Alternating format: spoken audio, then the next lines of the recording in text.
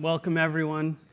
My name is Michael Morris. I'm Vice President of Strategic Initiatives at Inside Track, and we're a national nonprofit that helps to close equity gaps through the power of coaching. I'm really excited to be moderating this panel, Supercharging Human Skills, Combining AI and Coaching in All Stages of Learning and Work. And I'll give our panelists an opportunity to introduce themselves in a moment. But first, some housekeeping. So welcome, everyone. Before we get started, I have a few quick housekeeping notes to cover, and about the rotating content you'll see on the monitors during the session.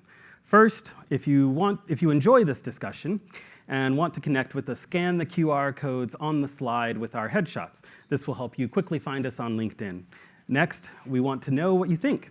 Use the QR code on the survey slide to share feedback for this session, both on the topics and the presentation. We value your feedback, good and bad. Definitely good. And lastly, WGU's e-newsletter called Ignite Ed features news about innovations and industry developments, such as the topics we're discussing at ASU GSV. You can scan the QR code on the final slide to sign up for the newsletter. And everyone who signs up will be entered into a drawing at the end of the session for a $50 Amazon gift card, but you must be present to win. So thank you, and now let's get into the conversation. So we're going to jump right in. The first question is, what do you do professionally, and how did coaching help to get you there? Do you want to start? Happy to start. Hi, everyone. I'm Sheila Rotelli. I guess first and foremost, I'm a mom of three, juggling the joy and the chaos of parenting every day and balancing that with coaching, which is really one of my absolute biggest passions. Which usually coaching is not the type of thing that someone when they're 16 is saying to their school counselor, I want to be a coach when I grow up. So I'm not going to reveal that I did do that. But it wasn't too long after that that I learned what coaching was. And maybe if I knew what it was at 16, I would have said that.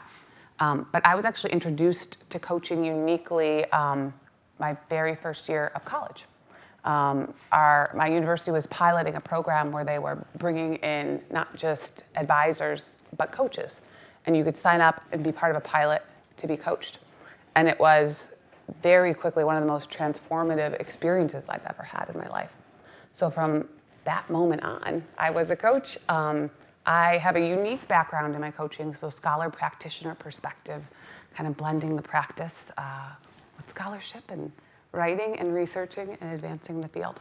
But I love what I get to do every day. And currently I'm at an organization called BTS, not the boy band, but the Leadership Development Consultants Company, and I lead their global coach strategy and quality. I'm Jennie Sanders, and I am currently the Vice President of Instruction at WGU. And I actually come from a science background. Biochemistry, biophysics was my area of study in my graduate work. And I came to coaching as a new director when I was just newly into a more executive level role, and found it to be so incredibly powerful for helping me as a person to expand my capacity to do the things that I needed to do as a new leader. And I remember thinking, wow, I really wish I would have had this 10 years ago. That would have been really helpful. And then as part of my role, I've been passionately trying to forward the practice of coaching with our faculty at WGU. And I think it's a really unique and powerful skill set to really elevate the potential of individuals. So, hi everyone, my name is McGregor, and I work for Purdue Global, where I'm the Executive Director of Student Success. And part of my role was to stand up a team of success coaches and to help facilitate success for adult learners. My passion is adult learners, and my research is adult learners, so like anything adult learners is my favorite thing to talk about. So I'm so excited to be here with y'all today. One thing that I noticed when I was working with students, I started as an academic advisor and slowly started transitioning my approach to more of a coaching methodology. Before I even really knew what it was, I started coaching students, and then I sort of formalized that with developing coaching programs at various institutions. And so this is exciting time to really think about how we can work to nurture the individual, the whole individual, and help them with stuff that's beyond the academic function. So we'll talk more about that. Yeah, thank you. We'd love to get a sense of who's in the room. So could you please raise your hand if you're in higher education? Excellent. Do we have any EdTech founders in the room? Great. Philanthropy? Wonderful. Nonprofits? Excellent. And let's see, who am I missing? Workforce development? Great. K-12?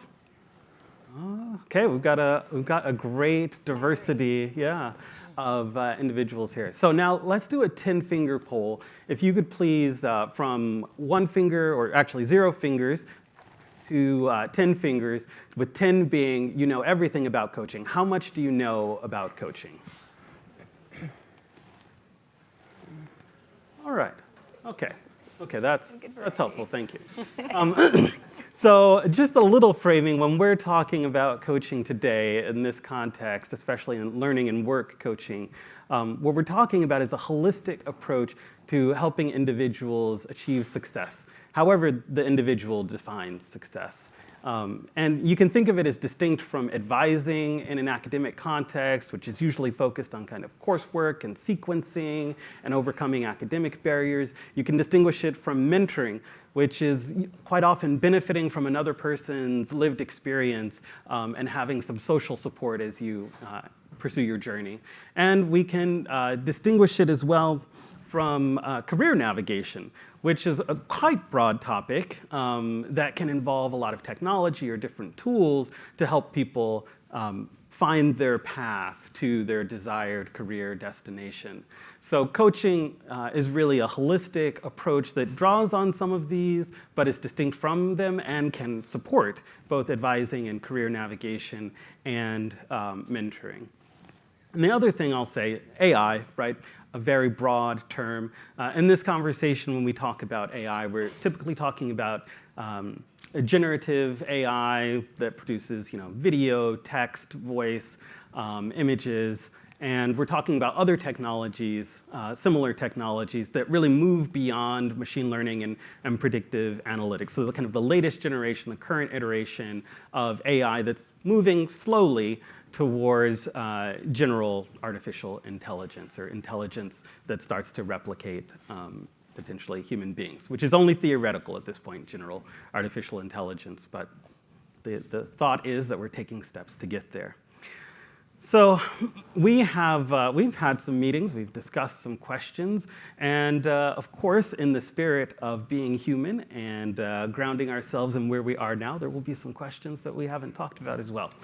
But we'll start with the question, okay, so when we think about coaching, right, no one really questions why Fortune 500 executives have coaches. No one really questions why elite athletes have coaches. It's the norm. We expect them to have coaches. We don't think, that CEO is really not cutting it, otherwise they wouldn't have a coach. Now, my question is this how we tend to frame it in learning and work contexts? Do we tend to see coaching as a validation of potential or as evidence of some kind of deficiency or being what some call at risk? And I am going to ask Sheila to take a pass at that first. Well, I love the question, and it's also a very challenging one, so thank you for that. But I think the idea that ideally it would be fantastic if coaching was universally available to everyone. So I think we can just say that, acknowledge that, and then also acknowledge that oftentimes there are very practical constraints, that we're navigating that necessitates some type of prioritization. And that is historically, what I've seen as I've done executive coaching at the C-suite.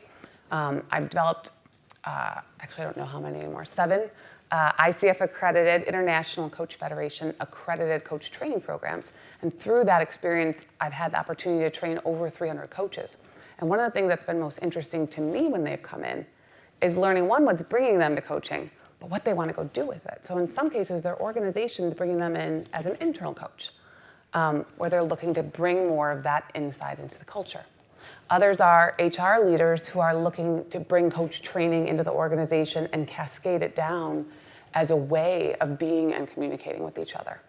And then some are looking to start their own independent venture and either coach populations that don't have a lot of access to coaching, and others can't wait to spend a whole bunch of time with CEOs and COOs and all the C-level suite executives, supporting them as they work toward the next level of success and the impact that they're going to have then on other people. So I do think it's been interesting in the last 5 years to see access open up a little bit more, even at WGU and at our Purdue as well.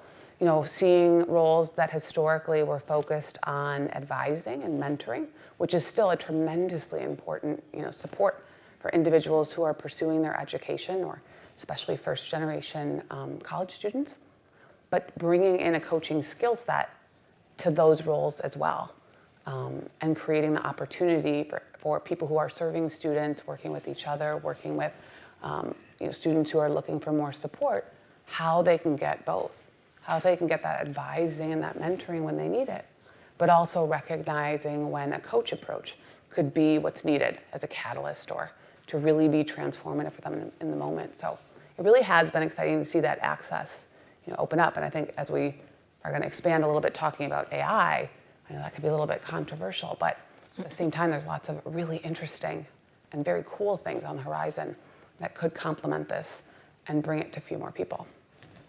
Thank you.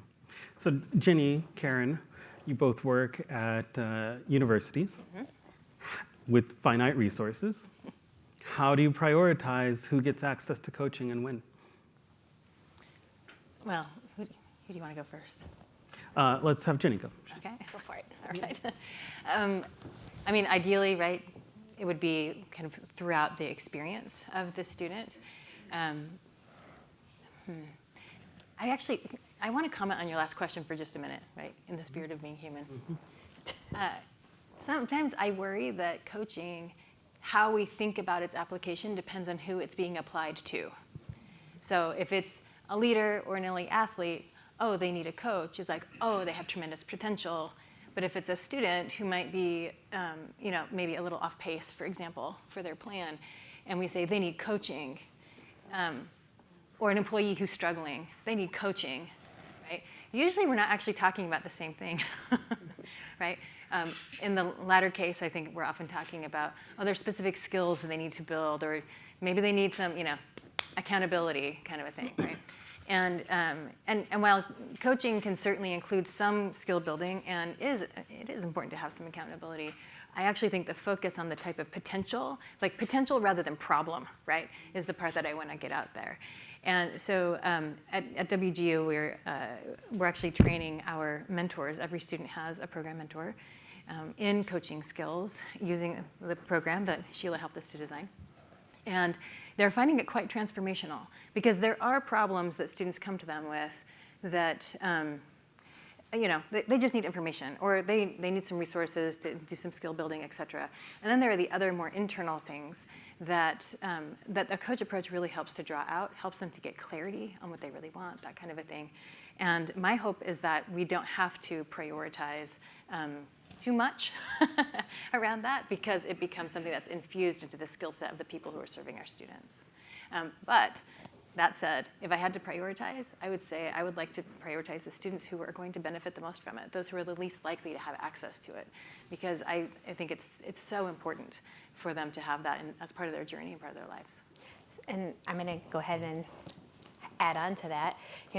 Higher education has traditionally not served populations well, and so thinking about how we can tap into the potential of these individuals and serve them better, provide the holistic support that might not be there, something in between mentoring and just kind of helping students who might be struggling with, first-generation college students might be struggling and getting into the environment, having a coach be able to kind of help be with them along the way and walk alongside them, help them identify goals for each phase of their career in higher education is beneficial. So I think that when we prioritize, so at Purdue Global, because we're working towards getting pieces of this across, but we really have prioritized some of the populations of students that have the lowest outcomes, and we look at the different programs, and we look at the different disaggregated data and be like, okay, this is where we want to focus, or this is where we want to do outreach, and these are the where we want to do campaigns. And the purpose of that isn't because there's problems there, but because there's potential there. And so that really is an important framing for the coaching model and the success coaching model at Purdue Global. It's not a deficit mindset. It's not shame-based approach. So it's really kind of thinking about how can we unlock the potential of everyone, and that's how we kind of frame coaching at Purdue Global and across, I would say. So. Thank you. So I should disclose that I spent some time working at WGU, so I am biased. But for context, Jennie, how many full-time students does WGU have? Right now, about 174,000. And what you're suggesting is the goal is for every one of those 174,000 students to have access to coaching. That would be the dream. That'd be amazing. So how can AI help? What do you think there? Karen, how can AI help drive kind of scale and access in coaching? So a lucky part about just today in our lives is that we're at the beginning of some of these things. And so, we're developing ideas for how these tools can be used to help enhance the practice of our coaches. And so as we're trying to be very intentional at Purdue Global, so that we can utilize it to do some of the tasks that might be a little bit more, so for example, transactional things like, checking in on students. And, everyone wants to be able to text their students every week and say, how you doing?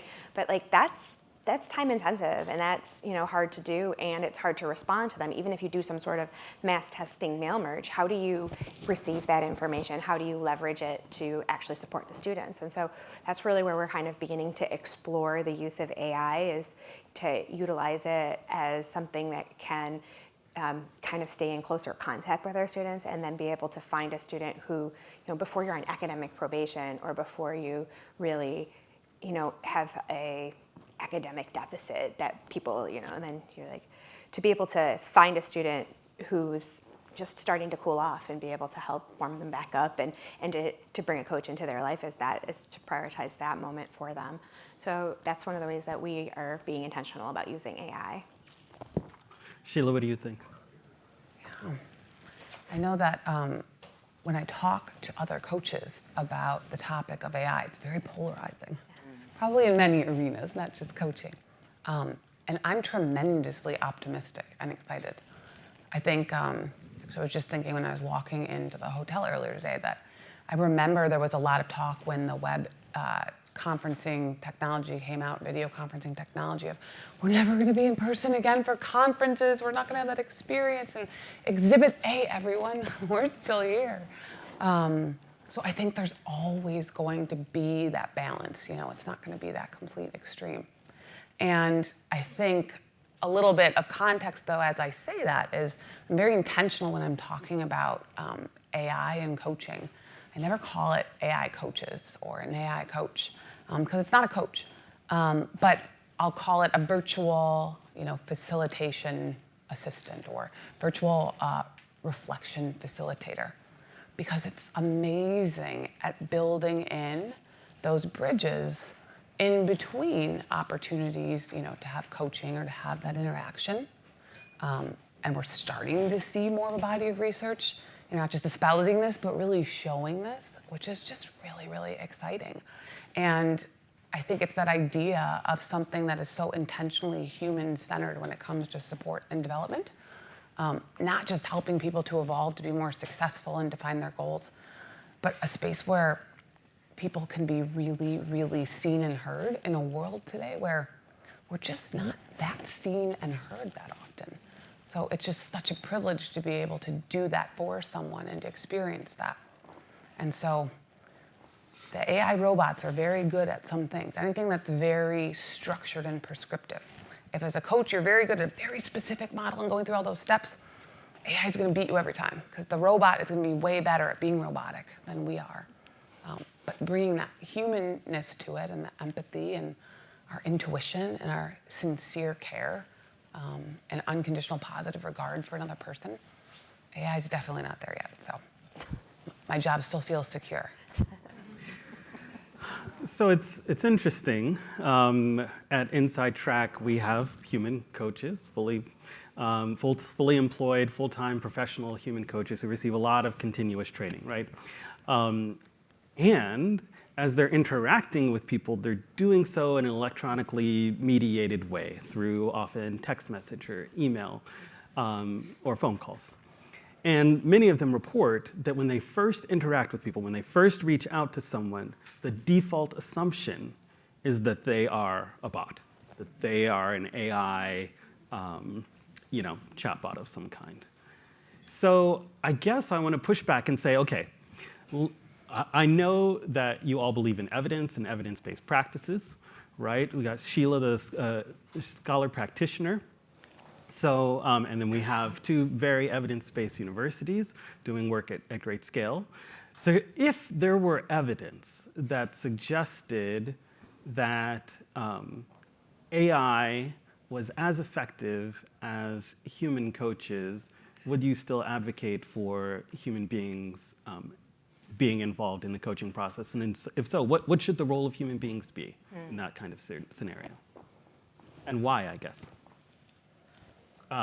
Jennie. Yeah, okay. I was like, yeah, I want that one. So in any evidence-based study, right, what was the goal? There's a lot of different kinds of coaching and a lot of ways that coaching can be successful and helpful. I actually think there will be some AI tools that simulate a lot of the benefits of coaching. I really do. And that's one way that we can scale this, right, is to leverage that. But I do think that one of the things that AI will always lack is it's never lived in a body. And it doesn't know what it's like to be a parent. And it doesn't know what it feels like to feel flustered and all of those things, right? And there are times where that human connection and that shared experience of mortality, frankly, is really powerful to a conversation around what matters to someone. Because the bot can give you lots of great questions to reflect, and sometimes that's enough. We get told a lot of things. Just asking a question can be so refreshing sometimes. And, but I do think there will always be a place for some of that human connection, because part of what makes a coach powerful is their presence and the fact that they are spending part of their one precious life with you to help you solve a problem. And part of that feeling of mattering is a really important context for some of the vulnerability and the growth that can happen within a coaching context. And so I think AI can do a lot of it. I don't know that it will do that. Okay. Sheila, Karen, did either of you want to respond to that? That was just so well articulated. Mm-hmm, it was. I think it would be great if the AI could be as effective as a human and do all of those things. It might take a little while, and it might be true for some people. And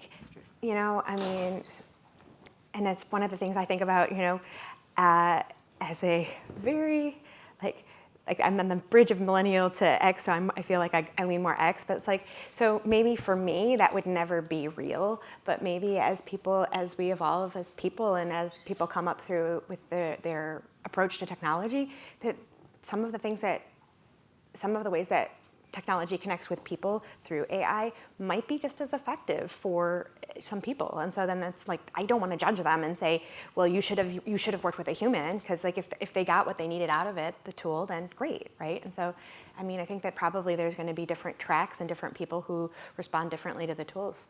So. Thank you. I should say we will hope to have a few minutes at the end for Q&A from the audience, so be preparing your questions.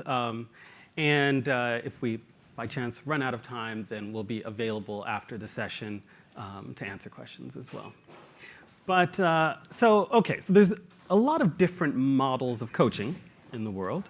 And there's a lot of different ways that AI could be leveraged together with coaching.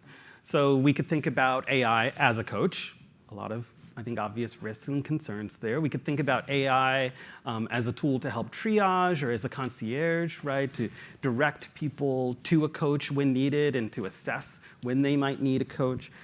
We can think about AI as a data collector and an analyst to really take in all of that information and then provide reliable, trusted insight to humans to use in their coaching. And we can think about AI potentially as a co-pilot to a human coach. There's a lot of different ways we could think about it. So what models do you lean towards most? Where do you see the evidence sort of suggesting there's most likelihood of success?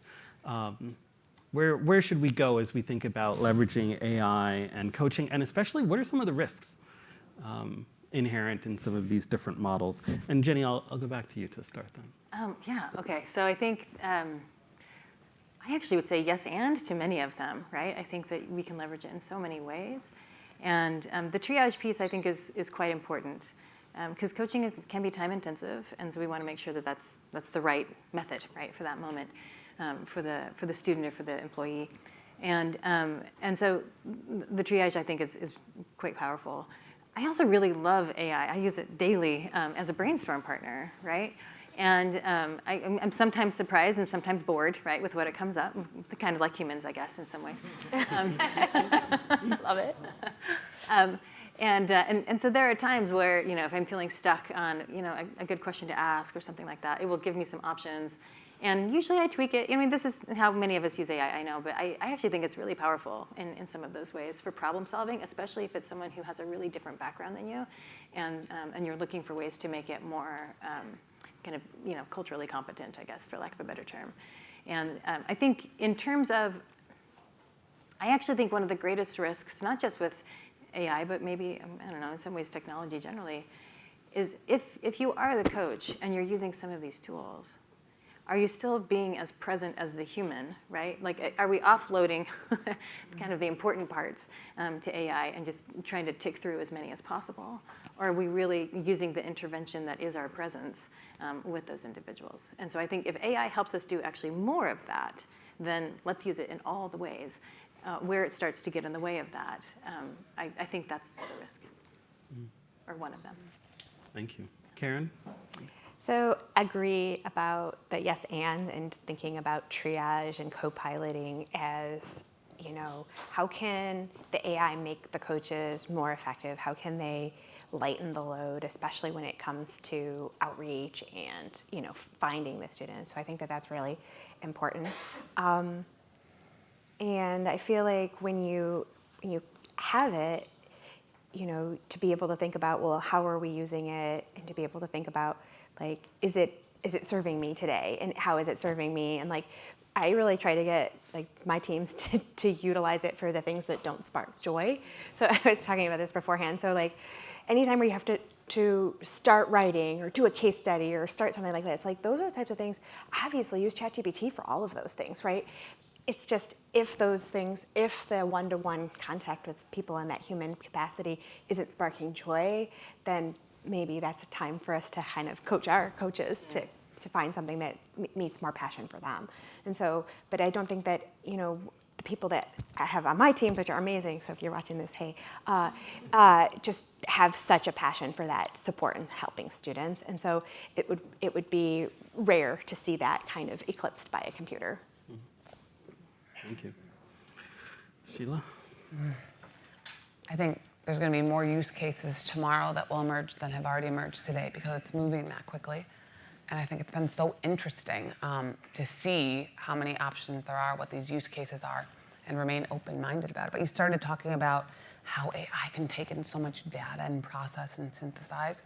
And so I think even in the context of thinking about students, if they could notice those patterns, kind of comparing that to others that are very similar, it might be predictive in helping them to step out of the way of something that could be a challenge.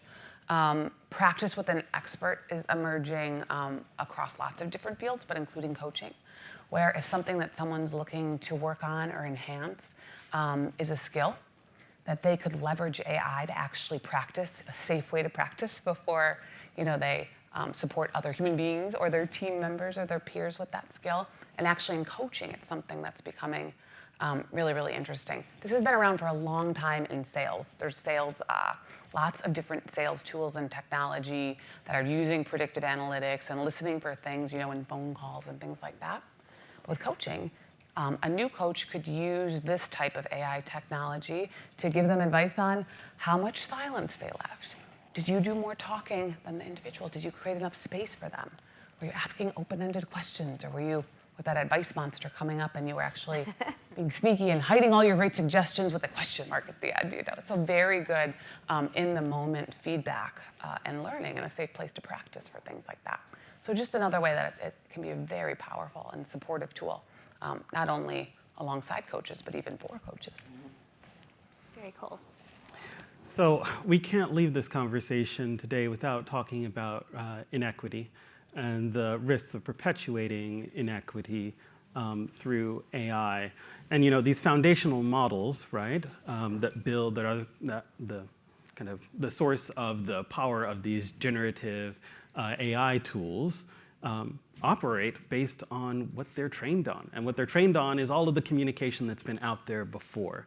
So I'm reminded of this conversation I had as I was in a planning meeting for a German exchange trip that my boys were going to go on. And we were planning a welcome breakfast.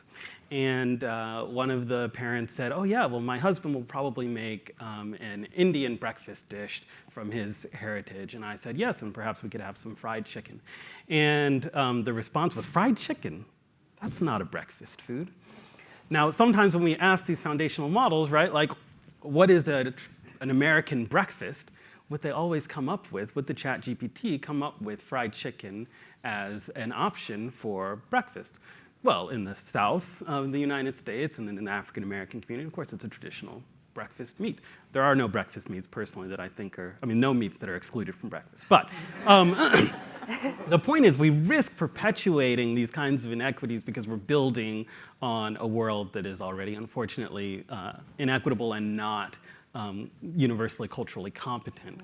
So what do you do? And we know that technology companies are working on it, but they haven't quite got those workforces that are representative of the individuals they hope to benefit.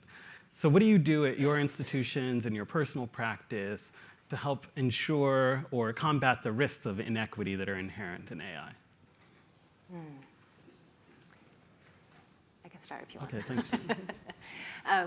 So I actually think this is one of the ways that coaching might be, well, I'll say it this way. One of the reasons that I really wanted to bring coaching is because I think it can combat inequity. And a big piece of that is because you're mostly asking questions. You're helping the person come to their own understanding, leverage their own experience, that kind of a thing. And that you're not necessarily making assumptions about what the right answer is. And I'm often surprised in coaching sessions. Like I'll have it kind of in the back of my head because the advice monster just lives right here. And I keep it at bay, but it always has ideas. And the coachee always comes up with something totally different and way better for themselves than what I would have come up with.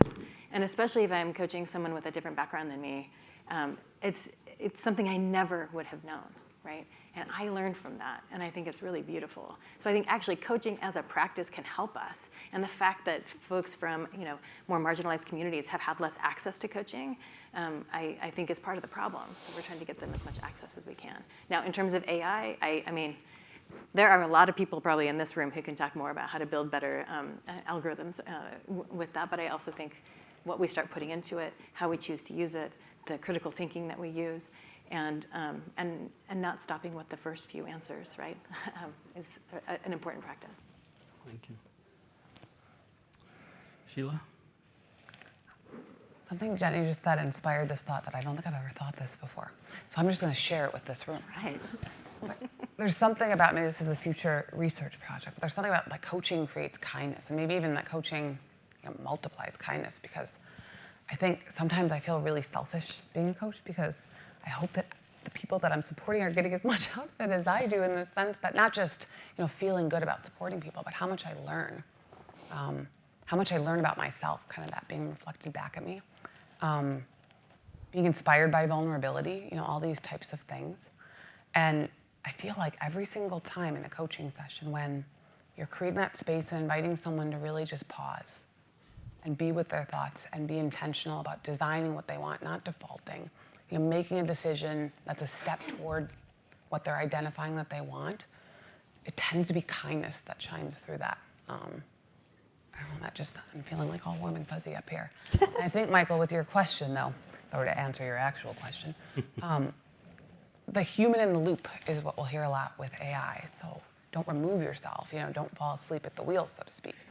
And as, well, even when I was at WGU, they don't let me corrupt the minds of the youth, so I've pretty much only taught grad students my entire academic career. But thinking about in the classroom with them, how can we really empower and support and create that space to learn how to leverage AI through the lens of ethics and critical thinking? And that's a lot of what we're talking about here, right? Being curious about it, not just accepting things, but making sure we're inviting and maintaining and celebrating that critical thinking that's still very actively engaged with the AI. Yeah. And kindness. Thanks. Go ahead, Karen. Oh, no, I'm good. Okay. I can't follow kindness. Not going to even try. Love to open the question. We have a few minutes for the audience. Go ahead. Hello, I'm May from Singapore Institute of Technology. So we've been exploring coaching for the last few years. In fact, we have a book coming out with knowledge on coaching in higher ed to promote well-being, retention, and performance. We have a funded project that's comparing ICF coaches versus educator coaches versus business as usual. What impact does it make? And in fact, we have got success coaches like WGU to help learners. The thing is that while we try our best to democratize coaching beyond executive, we're finding that despite coaching made available, despite the coaches reaching out, those who really needs it the most are often snowed under, so much so that they are ghosting their coaches. And they are kind of avoiding them because they don't have the time to make an appointment, they're kind of just not organized enough. Is this where AI coach might be helpful? Yeah. Because that's when it's available 24/7, you don't have to worry about appointment, as well as if I'm just so ashamed of myself that I don't want to talk to another human being, is it easier to talk to a bot? What are your thoughts? So, May, I think that is really an insightful track, and I think that that's one of the areas where AI might be able to, people might feel more comfortable, and I think that the research shows that sometimes students do feel more comfortable telling about something, especially if it's something they're ashamed of. So I think that also, but then the cool part about it is, if your system is working correctly, you don't lose that information, and then you're able to convert that maybe potential student who's confiding to the bot to, creating human interaction with that student through coaching as well. So I think that it's that opportunity for triage, and it's, through some of these technologies, you're able to reach the student where they're at, when they're at, and then be able to convert them to maybe a more real life opportunity for interaction, and hopefully that goes to less ghosting. It's a problem, at my institution as well. Students sometimes, even they might opt in and they might set the appointment, but then things come up and it's just not there for them. So I think that is if that happens to the bot, you did get a couple day lag time, it doesn't affect the bot's workflow. They're not sitting there waiting for the appointment. And so it can be a better use. So some of those things can be, making sure that then we can prioritize the students who can be there, and then serve that student when they can be there, so to speak. Thank you. Another question?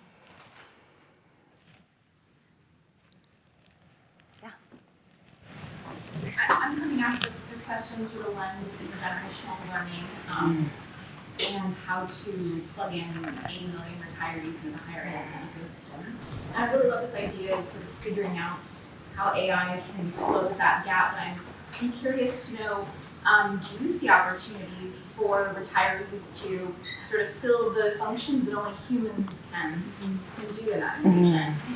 Oh, I love that possibility, actually. I might talk to you after. So I'm a big fan of intergenerational learning for many reasons. I think older people, and especially teenagers, they can connect on a lot of things, right? They both feel misunderstood and ignored and all the things, right? And to have something with so much purpose that is really a conversation and that is based in relationship feels perfectly poised for the, I would say, kind of the perspectives and the skill set of many retirees, right? And also the opportunity to just give some time, right? So I think that could be quite powerful. So Sheila began by saying that sort of our basic premise is that coaching should be universal. Access to coaching should be universal. The only way we get to that is if we unlock the capability of a wide variety of individuals who are already, especially in people's lives, to deliver some of that coaching. So it's really about getting the coaching mindsets, methodologies, tools, perhaps AI-powered tools, into the hands of a lot of people who have a desire and a capacity to deliver that coaching. Sometimes that's done through professional coaches, but other times it's done through peers, near peers, mentors who have a lot of life experience. So I think there is great potential to think very creatively about who are the coaches that can help fuel people's success and progress in their lives, especially in the worlds of learning and work. And along those lines, coaching can happen in moments. Like Yes. leadership happens in moments. So sometimes we get really caught up in a framework of a 45-minute session or an hour-long coaching session. Coaching, powerful, inspirational, transformational coaching can happen in moments. Very true. Well, I want to thank all of you. We'll take one more question, all right. I'm Jesse, I the coaching team at Minerva University. Coaching can be expensive. And I'm curious what you're seeing from the coaches you interact with in terms of how they're perceiving AI, in terms of potential pressure on how coaching is viewed and compensated. Any of those dynamics of like an uplifting question to end it. Can I give you like an internal institutional perspective, and then, I don't know, Sheila, this might be a great one for you too. So at WGU, we created an internal coaching certification program, ICF aligned, because it's so expensive even just to get trained, right, most of the time, which is one of the reasons that, I mean, it's not really a surprise that there's 3 white women up here, right? It's very white, and we were trying to change that by bringing it to our faculty, who are quite diverse, for free, right? And being able to lower the cost that way. In terms of, and because they're working for us, it's not the same external pressure that you're talking about, but I think more opportunities for folks to have very meaningful training experiences that don't cost them $10,000 is really important. Yeah. I think just a general coaching way of thinking about things, or like the coaching invitation to challenge ourselves, is when we're noticing that we're pushing against something really, really hard. That's usually very good noticing. Like, what is that? What am I pushing against so hard? Because there is a lot of that, not just in the coaching arena. You know, you'll hear the dialogue all over the place that the robots are coming to take over our jobs. And I think the other way to think about it is still with critical thinking and, you know, the right amount of care and keeping humans in the loop or at the center where it means the most. But I think the other perspective to reflect on is, how can AI allow us to do more of that? So how can AI allow us to do more of the things that really need a human? To do more of the things that need that somatic embodiment, the lived experience, the empathy, the connection, truly seeing and hearing someone else? How can AI free us up to be able to do even more of that? And I think that's where, when I vulnerably start pushing really hard against it, that's what I ask myself. Perfect. Thank you. Well, thank you, Sheila, Jennie, Karen. Thank you to the audience.